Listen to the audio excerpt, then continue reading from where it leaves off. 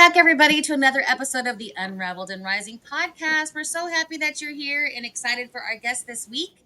Before we do that, though, of course, I have my wonderful co-hosts, Kimberly and Terry. We want to say hi real quick. Hi, everyone. Welcome. Hello, everybody. Yes. Wednesday. Kimberly's all, she's all decked. It must be hot in Colorado. You've got your cute little shirt on there. 100 degrees today. Yes. And I am freezing in my basement. Thank God for air conditionings today, but I do have a long sleeve shirt because I am freezing down here. Yes, I hear you. The basement can be cold. I'm in the basement too at my aunt's house in South Dakota, so I get it. Let's do a check-in. We usually do a check-in at the beginning of every podcast, and I just want to do a check-in with you guys. See how you're feeling, what's going on, what's your energy like, what's happening for you today. Terry, you want to go first? Yeah, sure. I am closing in on my last 10 weeks before graduation. And so, it's crazy because I've been doing it for the last year and a half. And so I don't know why I'm letting the last 10 weeks be like, oh my gosh, it's the last 10 weeks. And I'm feeling like pressure. And so I'm allowing myself to just let it go. Like I've been doing it the last year and a half. And this 10 weeks is no different. And so I'm just releasing it and just let it go. It's no different than the last 10 weeks. And I've got this. It's in the bag. And I'm looking forward to the end in the next 10 weeks and being able to take 4 months off. So hallelujah. And tell everybody what you're working on, Terry. What are you getting a certification in?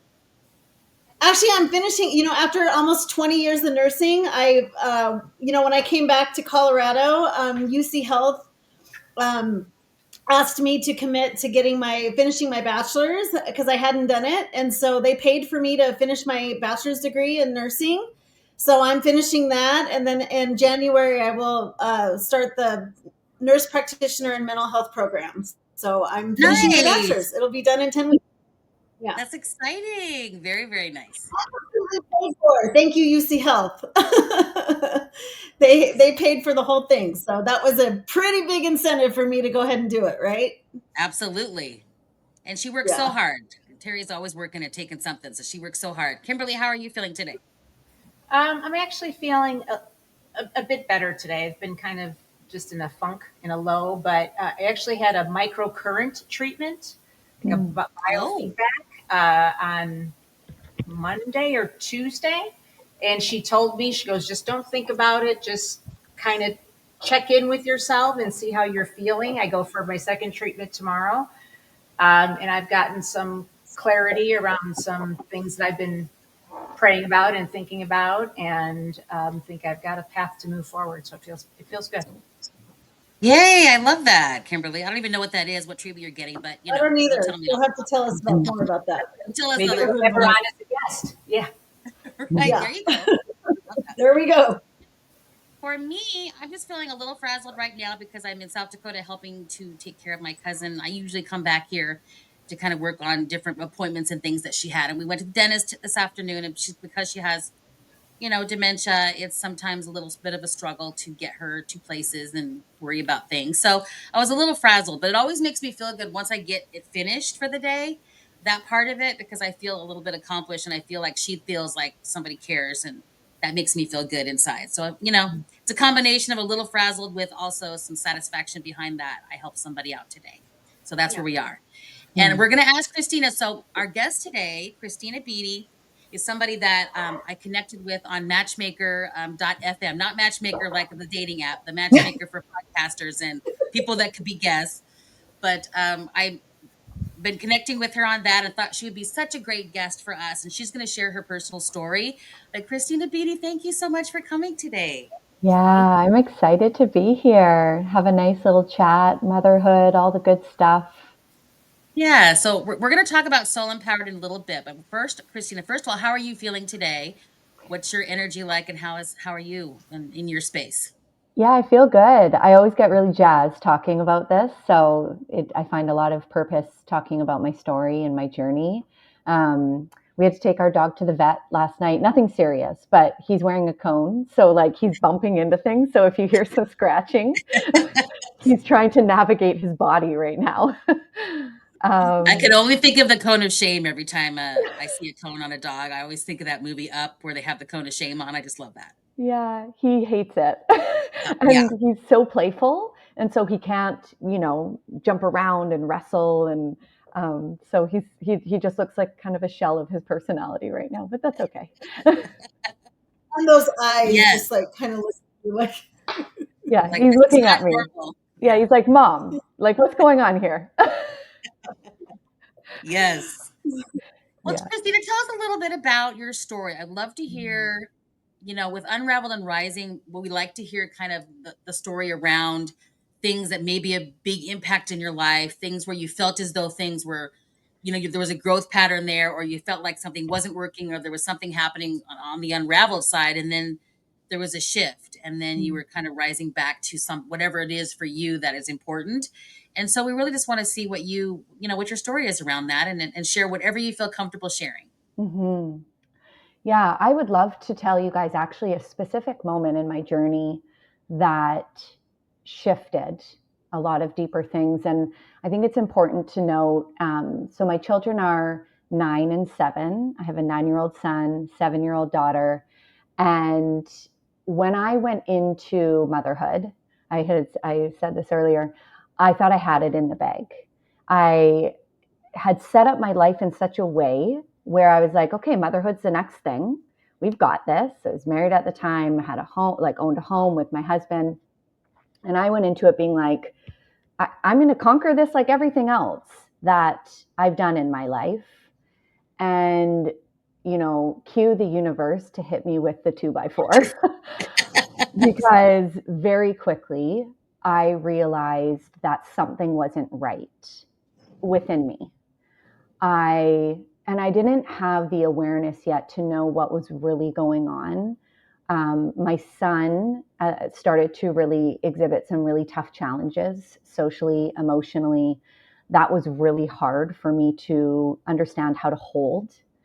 And I found myself, there was so much that was starting to bubble up to the surface, a lot of anger, a lot of rage, and I didn't know what to do with it. And I didn't know where it came from. And one day, this was a really big moment in my journey. I was in the kitchen. I was doing all the things that we do, right? Like I was cooking, I was trying to clean, I was trying to, reminding my son, stop bothering your sister. My daughter was in a high chair and was eating, and he was pulling on her legs and he was throwing things. And she was continually voicing, and she's only like 1 at the time, very young, stop, stop, stop. And the energy was just building up, building up. And I just felt myself explode in that moment and scream, stop. And I realized in that moment, in the intensity, I had thrown a toy and it had hit him. And I picked him up, I scooped him up, I held him, I rocked him. And I had this moment where I was like, how does it get to this? How does it get, like, how did it get to this place? And for months following that, I went into a really, really deep, dark place. I had lots of thoughts showing up. I'm a monster. How could I have done that? How could I have hurt him? What was wrong with me? And the thoughts, the energy was just all pervasive. It was very intense, very overwhelming. And there was this guilt, this shame that sat in me of like, what was wrong with me? How could I not be able to hold all of this? And I found myself one night lying in the fetal position where I was like, I can't do this anymore. Like, it's just too much. It's too much. Everything, the pain, the suffering that was showing up within me. And I was having a lot of thoughts around that time of they would be better off without me, like just really dark, heavy thoughts. And in that moment, I heard this voice that said, no, you have to keep going. And there was something different about the voice that was different than the voice I had been hearing for those months straight. It was familiar, but it was foreign. And I realized in retrospect that was my intuition. And I hadn't been able to hear her beneath all of the pain and the layers of suffering that was going on within me. And so something shifted in that moment. And I started to create space to let that voice guide me. I started to listen to it each day. And it started to really guide me in these different ways of listen to that podcast, do that course, talk to that person, have that conversation, share this piece that you're going through. And in the process of that, I began to connect to this place within me that I actually didn't realize was there, and started to really begin to shift my journey moving forward, and is now so much of what I do now, not only within myself, but with women in my community. Love that. I love the fact that you talk about the shame side of it too, because I don't know, Terry, you seem like you have something that you want to say too about that, but I feel like with women, we tend to hold that shame and we carry it and we don't deal with it and we just put it inside. Were you going to say something about that, Terry? Oh yeah, yeah. There Go were ahead. Yeah, many, many times where you just you almost like push it down. You almost just don't want to listen to it anymore. It's like you just shove it down and go, oh, you silence that voice, and you don't really, you don't. I almost didn't even realize that's the voice I need to be listening to. Um, Aside from all the other noise that you're listening to, that's the one. The ever so silent voice that's trying to get your attention. And you just keep going, no, no, no, I'm not going to listen to it until things get so loud and so crazy that you're just like, I mean, things had to get so bad in my life that that voice I had was like, I mean, I know exactly what you're talking about, that things had to get so bad in my life that that voice was the voice that I finally, I attuned to it. I don't know. I don't know. With everything being so loud, that voice was the voice I finally listen. I finally heard it. And so I know exactly what you mean when you said that. yes. I Yeah. don't think I ever had a voice really necessarily. I just feel like I always just beat myself up. Mm. I had that experience where I just kept beating myself up. Like I could have done that better. You should be better at this, whatever, whatever. And I thankfully have worked through all of that now. But looking back on it, I was just beating myself up the entire time. That's what I did. I don't know about Well, you, and Kimberly. when you said listen to that podcast, do this, do that, like it's almost like all this, like Dr. Ed. I mean, like go to this networking group, and then he stood up in the networking group and shared his story, and it was like you're going to be working with him. You know what I mean? It was just so crazy how things just start to like align, and you don't even know what's happening. Mm-hmm. Yeah. Yeah. Yeah. And just trusting. Yeah. It's hard too, right?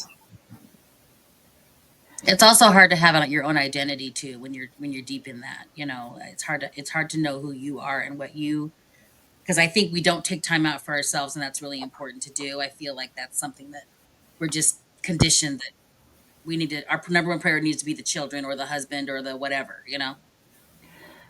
Yeah, I found that such a big piece of this journey has been deconstructing Yeah. the stories of who I'm supposed to be, the mother I'm supposed to be, how I'm supposed to show up, the decisions I'm supposed to make based on these like societal expectations or the stories that my mom or my grandmother or my great grandmother told themselves. And to connect back to what you said there, Terry, something stood out there for me. I had to get to this place. I call it like your surrender moment, where like Mm, I feel like for a lot of us on this journey, we'll have to like try to control the old ways or do it the old way until we can't anymore, and we realize there's nothing left to do but open our hands and ask for help. And that's both terrifying Yeah. and also so relieving. yes. Yes. So true. And I open love our Yeah. that. hearts, right? Opening our hearts. I mean, I always say, that's hard. Yes. Terry, what'd you say? You always say yeah, what? I always say It was the most painful but most purposeful season of my life. Motherhood? No. Just the season of my divorce for me. Oh, yeah. I may be on a But delay because I feel like because when I talk, Carrie's like listening. I may be on a delay. I don't know,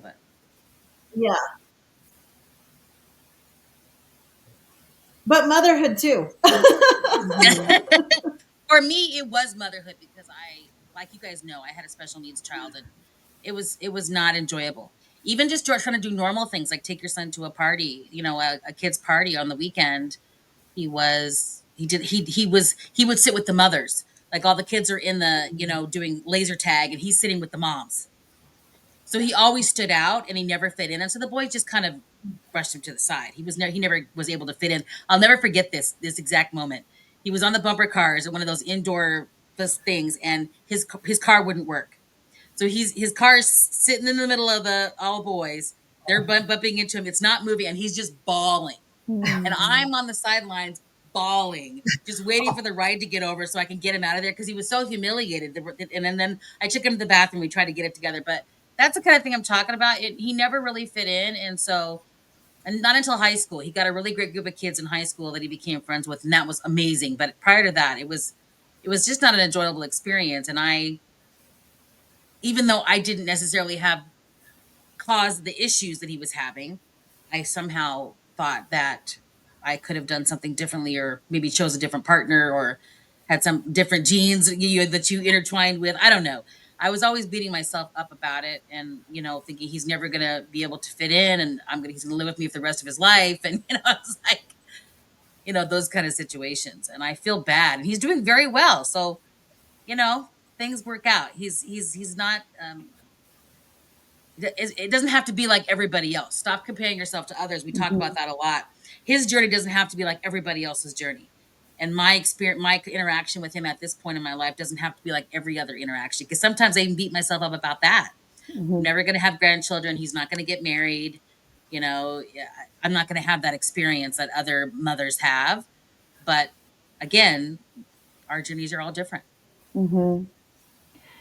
Yeah, and it makes me think of, this big piece that I've really learned for myself that's actually given me a lot of faith and trust on the path, is that, like, these hard pieces, like for me, motherhood was just the awakening. Yeah. And since then it's been this delayering of all these other things. But because of that initial rock bottom for me, it forced me to learn tools, practices, different shifts in perspective, a connection within self, like all these really important pieces that have allowed me to then move through more and more layers, right? Terry, you mentioned the divorce. I went through divorce with my husband a few years ago. Another part of the delayering. And like, I think when we have these tools and practices, and like you guys have with your in the conversations you get to have, and just this is how we support ourselves in it. Yeah. I was going to say too, That Christina, that go ahead, Terry. I'm sorry. was such a delayering for unraveling for me. It made me question every bit of my identity, and like every bit of identity I gave myself, like every role of the labels I put on me. I was giving myself this identity, and I didn't know who I was. I had no idea who Terry was, who was I. And so that was what I needed to figure out. I feel like that was what I came to this earth to figure out, was who I was. And so that was just the beginning of me figuring that out. But through all of that, I had to realize that I also wasn't God in my life. And so it was releasing control in my life and realizing that I had no control, and that I had to one, give up that control and allow things to happen, allow things to unravel, and let them go the way that they were going to go, and just let it be and breathe. And man, when I realized that, and that things were working out for me the way that they were going to work out, and that things were going to be okay, God, I could breathe. Yes. And now you've come full circle because you've had a relation, you've had, gone to the ballpark with your grandkids and your ex-husband is there and you can sit and have a nice conversation, I So know. And you know what? This weekend, when I was this last week when I was in San Diego, my son lost it. We rode the electric eel at SeaWorld and he lost his phone. And I sent him pictures of us out there, and he was just like, "I'm so glad you guys are having fun, and thank you for sending me the beautiful pictures." So those yeah, are the things, and the relationship that we can have now, and yeah, he appreciates when he can see those pictures of his grandkids and his kids. yes, 100%. Love Yeah. that. And I only thing I was going to add to that, Chris, next, I really want to talk to you about soul empowered, and I really want to hear about that. But the other thing I was going to say too is with the control thing that you guys both talked about is once, and you're not there yet, Christina, but once they leave the house, your identity of that, and also how not I had to real Dr. Ed really helped me release some of that control that I still had over my son, because I was still trying to baby him even though he lived on his own and all those things. I was still trying to kind of exhibit that same level of control. And Dr. Ed just said, you've got to let him be a man. You've got to let him grow up. You just have to. And that was really difficult because I control, I had to have my hands in everything when he lived with me because of all the special needs stuff. But I have really come so far in the last 5 years with not doing that. And I still catch myself, on occasion doing it, but I really tried hard to let him be him. So, Yeah, I find, control was such a big piece for me to grapple with and yeah, understand, because I was trying to control so much in those early years, especially with my son's challenges. So I feel you on that piece. And when I began to dig in and understand, that the control I was seeking was actually safety. I was trying to create certainty of what was uncertain. yeah, And when I look back in my life, I know why I wanted that safety, because I didn't have it in a lot of ways growing up. And so it yeah, was this way of, you know, creating it, and not truly, but in an external way.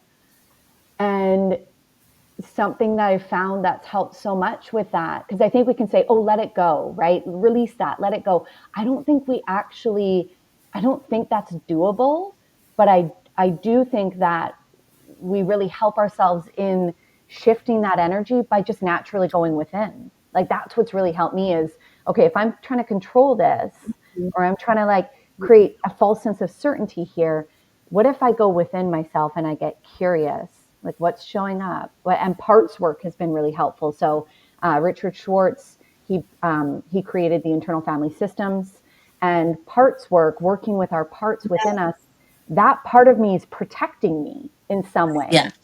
And that's been so healing to work with that part, the one who seeks that control for safety. yes, Yeah. 100%. That's I the thing too. I did Go that. ahead, Terry. I did that internal family thing, and I also realized that it was the little girl with my mom who was trying to create safety. And so it wasn't the control outside of that. It was really that little girl trying to seek that safety that she didn't get early on. So Mm, it was that little part of me. It was that protector that was in me, still trying to protect Terry. mm, So going Yeah, in and saying, "You don't need to protect me anymore. You're mm, safe." But also loving that part of her, not shaming that part of me for still wanting to protect her, but mm. saying, loving her, and saying, you're all, I'm all you need, and yeah, I'm here to protect you. You're safe with me. Yeah, I love that you talk about that piece, of the compassion and the self-acceptance, you know, for me, the anger was so hard for me to work with initially. There was so much shame, especially as a mother, like being or labeling myself as an angry mother, which I don't label myself as that anymore. I've really began to understand emotions are just emotions. Yeah. And it's what we do with them. But in the beginning, and this is the parts work really helped, was learning how to get curious in a compassionate way with the anger, which also just represented a protector inside of me that was trying to create safety. And I think that when we can put on that curious cap, right, and try to understand these pieces of us that are showing up, it automatically neutralizes some of that energy. Yes. Awareness is a beautiful thing, as we always Mm-hmm. say. Mm-hmm. It's a beautiful thing. Well, and we've talked before about, what is this trying to teach me? What am I supposed to Yes. learn from this? And, knowing that, this is happening for you, like we talked about, and not to you, I think makes it just, it's amazing how powerful just words are, Mm-hmm. even in just calling it something else, and just gives you the ability to relate to it differently and to have compassion for yourself, because Yeah. I'm compassionate for everybody else, but for me it's like I beat the crap out of myself. Yeah. Right. It just, Well, and Kimberly, I love, and I love the internal family system is understanding who's showing up. Like, because Yeah. in a moment it can be someone else. It Yeah. can be Kimberly in this moment. Then in another moment it can be 18-year-old. It can be 8-year-old. And so locating who is showing up in this moment right now, and and where why, am I? yeah, and why, Yeah. Yeah. yeah. Kim shows up, or Queen Bee shows up, or Shelly. Those are our names for our Chris. Those are our three internal names when Yeah. we know something's up. Yeah. So, Christina, tell us a little bit about Soul Empowered, because I really want to understand more about that. I was looking at the stuff that you had sent over to us, and I just really want to hear more about Soul Empowered. And for those of you that are listening or watching or both, they we have links to that and then show notes here, and you can see. Christina will bring it up as well when she talks about it, but we do have a link to her website in the notes of this, so you can just click right there. Yeah, so Soul Empowered came to me early on in my journey. So one of the most important pieces that I like to talk about after I had that rock bottom, and I was searching. I was searching for answers, because at the core of what I realized I desired was peace, was inner peace. And so I just started searching. How do I get this? How do I feel this? And I started to feel this nudge come through of sharing what I was going through. And it was really scary. It's funny. If I were to scroll all the way down to the beginning of my Instagram, my first video is me being like, hey guys, it's me. I'm going to start sharing what I'm going through. And that was truly the beginning of Soul Empowered. Was I just started talking about what I was experiencing. I started talking about what I was learning around mental health, anxiety, postpartum depression, which I truly believe are all just symptoms of what's going on a deeper level within us, right? So I started sharing. And in that sharing, women started reaching out. I'm going through that. Why aren't we talking about this? This is helping me feel less alone. Can we meet up? And then I started to do meetups. I started to connect with women one-on-one. And it was very much this organic process of building connection. And from there, it really opened up the path for what I do now. And there's this really important piece in what it is that I practice and also talk about. And it actually connects to something Kimberly said there, which is the deeper purpose. That everything I believe that everything we go through is actually very intentional for our expansion.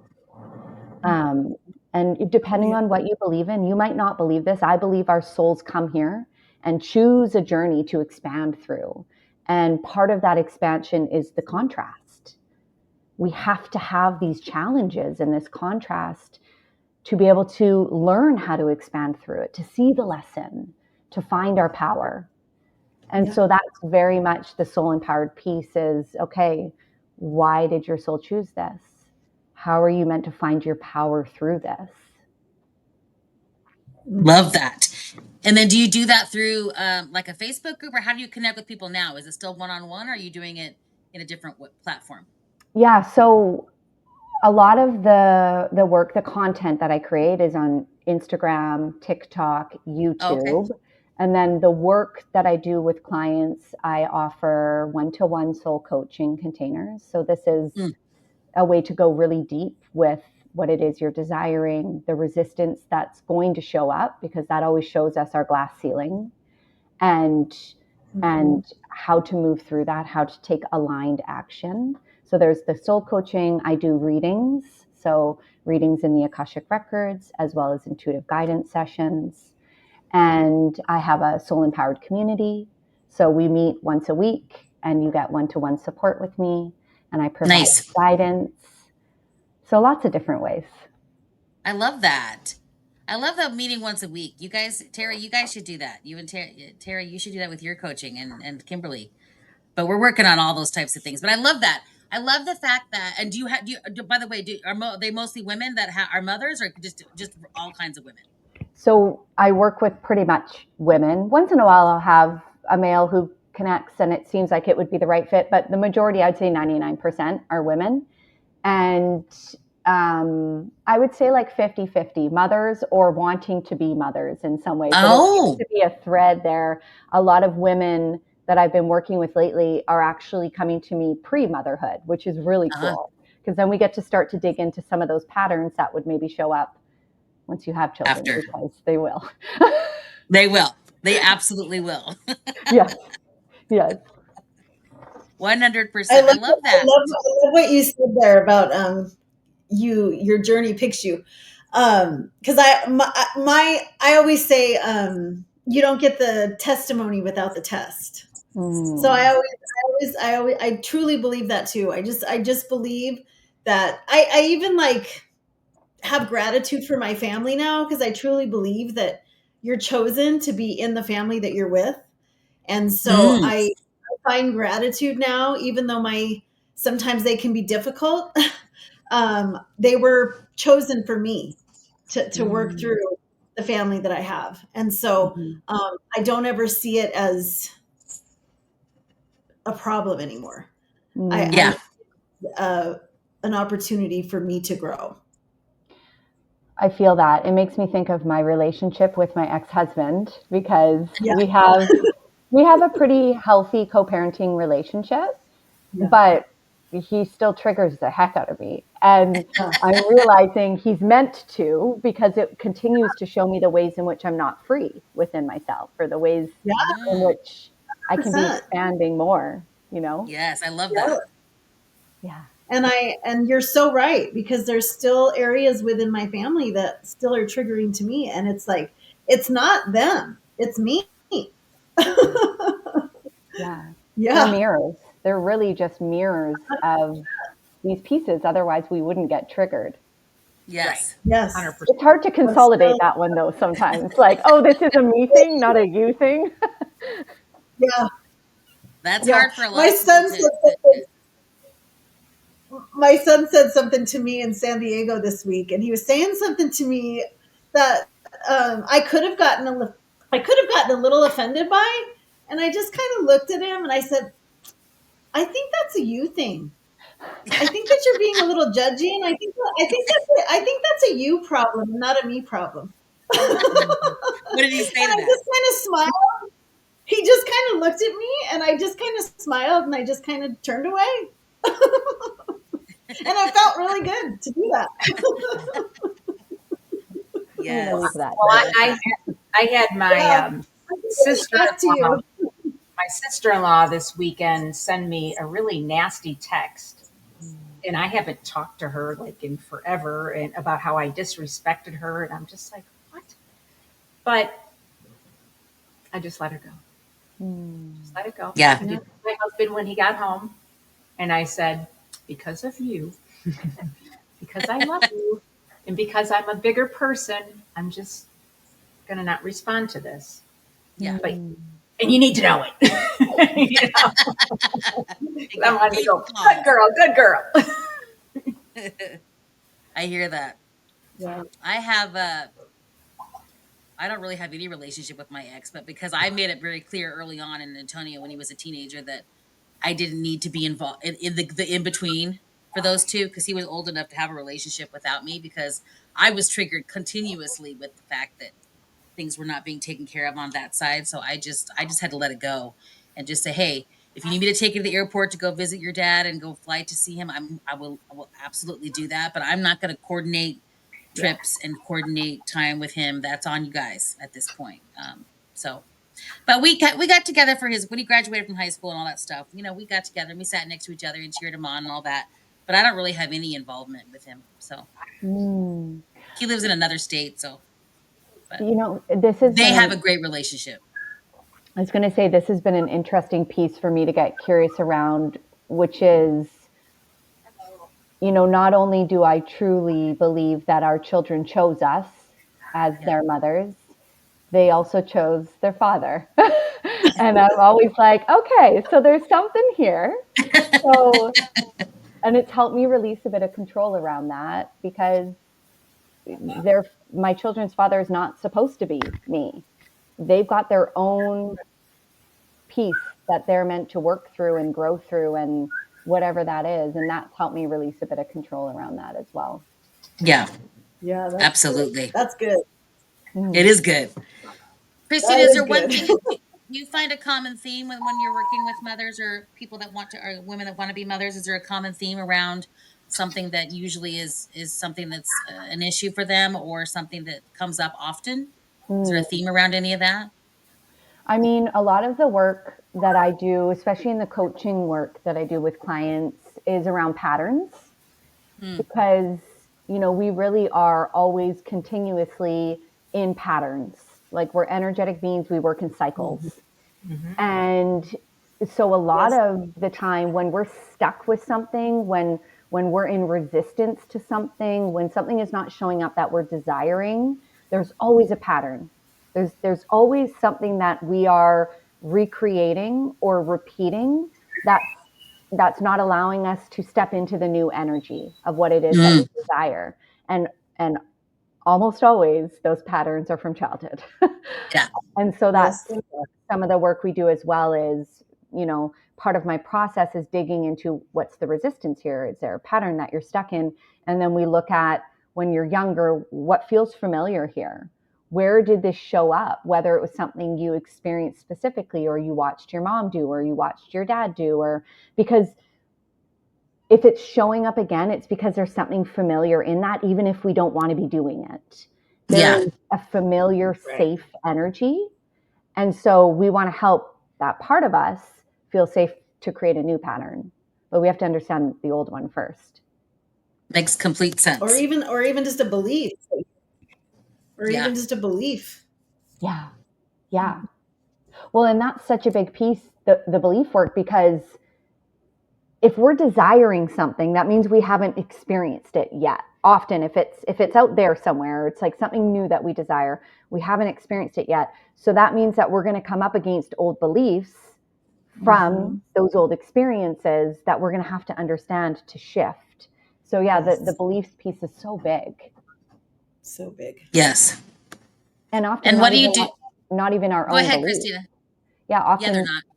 right? Like, as we get curious, like, is that really my belief, or was that my mom's? And it probably wasn't even hers. Yeah, it was several generations earlier. Well, Yeah. who told you that? Yeah, right. Yes, 100%.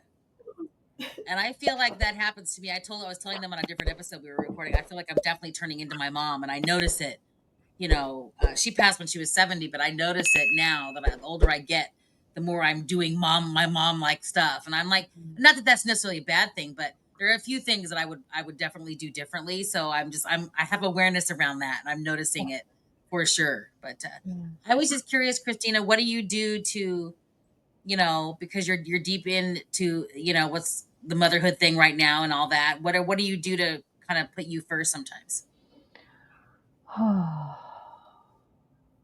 I definitely, it's interesting because the dynamic that my children's father and I have set up is 50-50. So I have them half the week. They end up being with me just a little bit more, and then they're with their dad the other half. And so I actually get a lot of time when I don't have them on my own. That's And nice. that's where it goes into my business and self-care or whatever that looks like, just sort of filling my cup.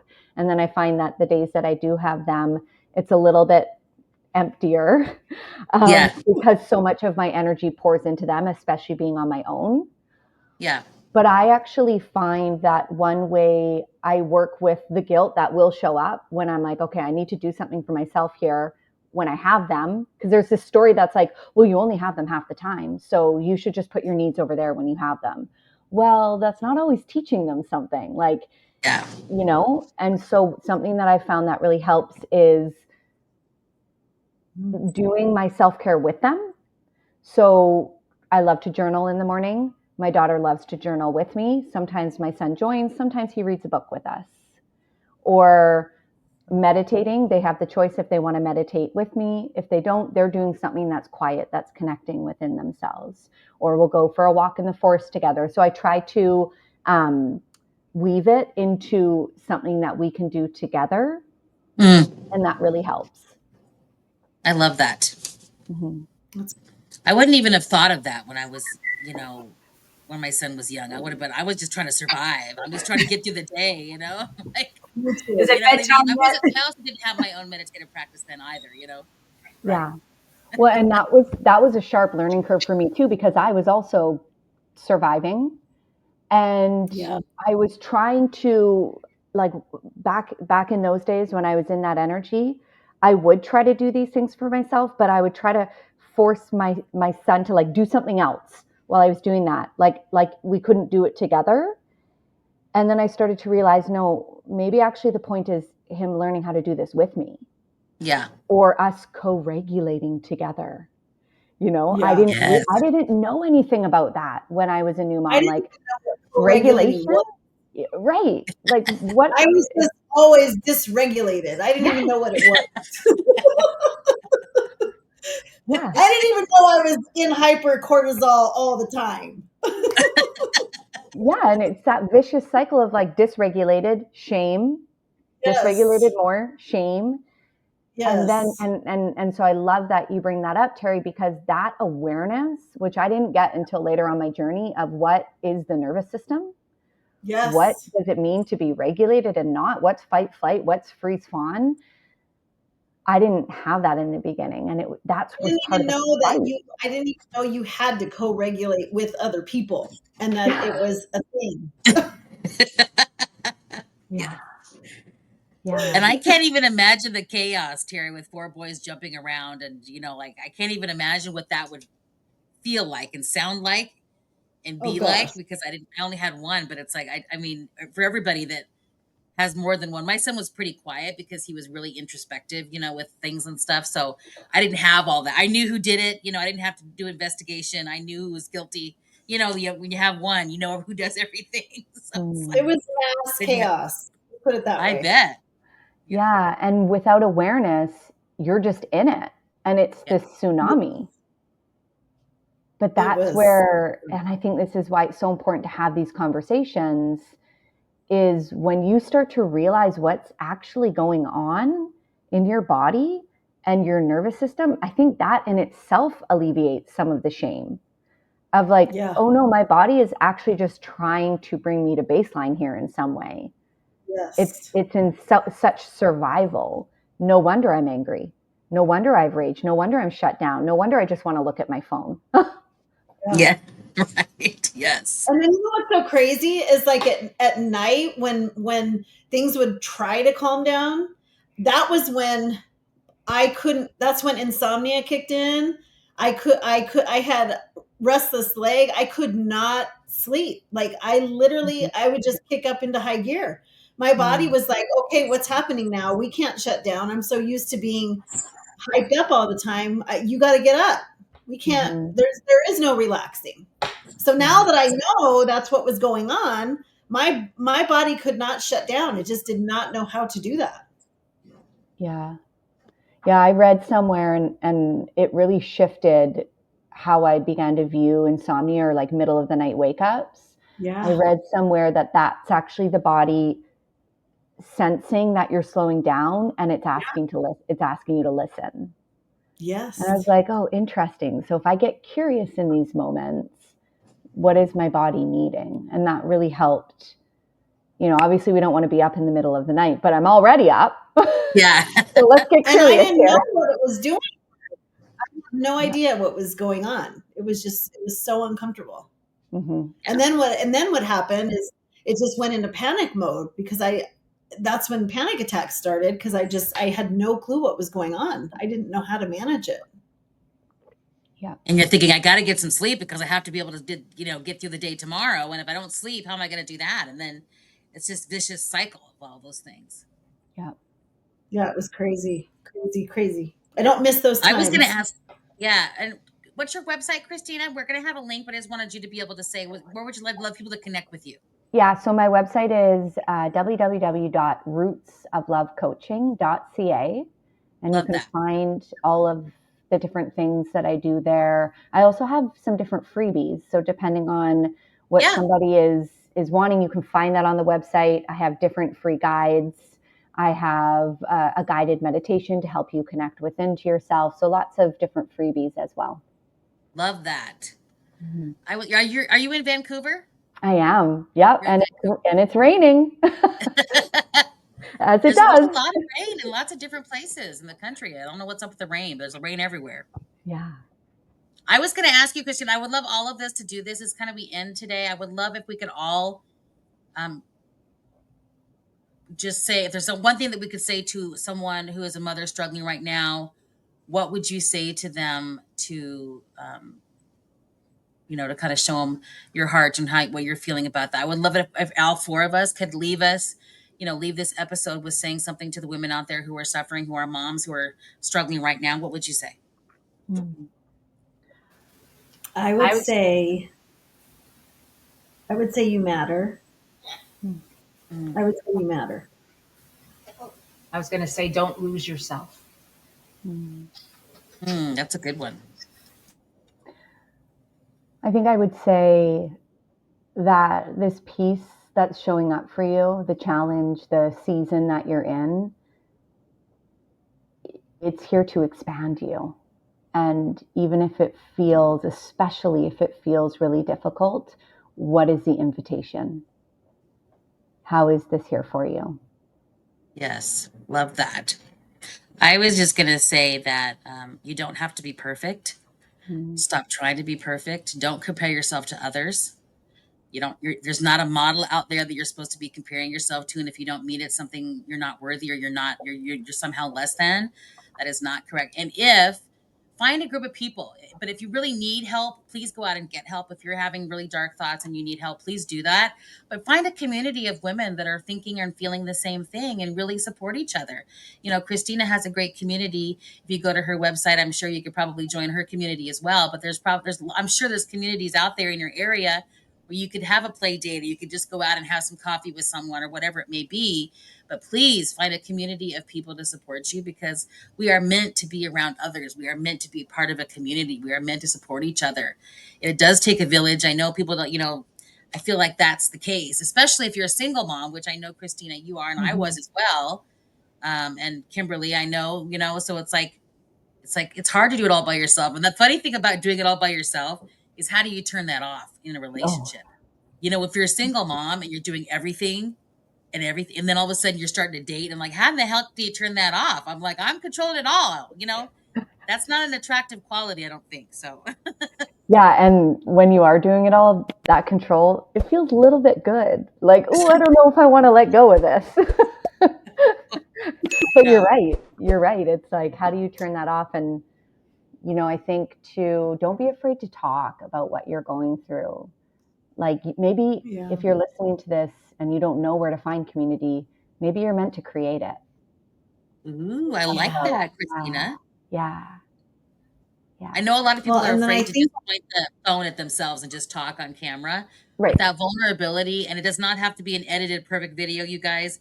Just point it. I always tell people, just point your phone at your face and start talking, and that's all you have to do. You don't have to make it sound a certain way. You don't have to look a certain way. You don't have to edit it. You don't do any of that. People like authenticity. Yeah. Terry, I didn't mean and to I cut think you I off. would just say, that's okay. No, I would say, I think that I would definitely say, um, find a way to show love to yourself, Mm. receive love, and have grace. Mm. That's one area that a lot of us, didn't pay attention to, the loving yourself part. We just did everything for everybody else. And we've talked, you, Christy, you've not the other episodes that we've had. Kimberly and Terry are both nurses, and they believe that they became caregivers or nurses because there was that need to take care of someone else. Mm-hmm. And unfortunately, that left them not taking care of themselves a lot of the time. So that's a common theme that we talk about. Yeah. And such a pattern there, right? Because when we can take care of someone else, we actually get to feel a bit more in control, Yeah. versus if we just hold our hands open and like, okay, take care of me, often we will have been very disappointed by that in the past of like, there was Yeah. no one to take care or Yeah.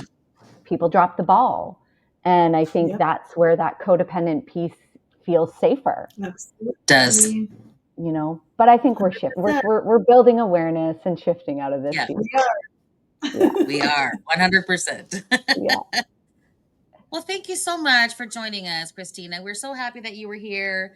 I can feel the Yes. love through the screen. You seem like you're a very, loving energy, and that you would be great for someone to be able to talk to and feel some trust and some solace with. So we really just appreciate you coming. And those of you, again, her website is in the notes.